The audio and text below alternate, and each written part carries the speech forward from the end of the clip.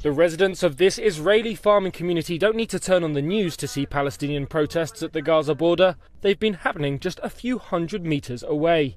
Reporting from the Israeli kibbutz of Nahal Oz, Reuters' Dan Williams. The proximity here is clear.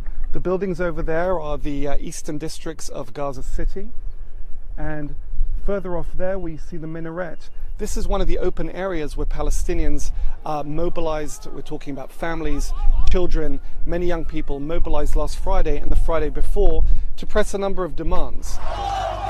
The main demand is to leave the overcrowded and poverty-stricken Gaza Strip and return to their ancestral homes, now in Israel. Most of the protesters are descendants of refugees from the 1948 war in which Israel was created. On the other side, where the cracks of gunfire from Israeli sharpshooters have echoed across the wheat fields, there's a mixture of compassion and frustration. I'm sorry about what is happening there. I know the situation there is very, very difficult. I don't feel any empathy towards them. I would be happy if we could live in peace. They don't want to sit and talk to us. It's worth remembering that on the Israeli front line, residents have borne for years the brunt of rocket attacks and the threat of armed infiltration by Palestinians who might use cross-border tunnels.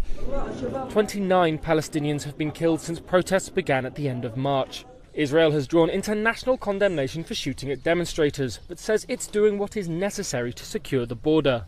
Hamas, the group that controls Gaza, says the protests will continue.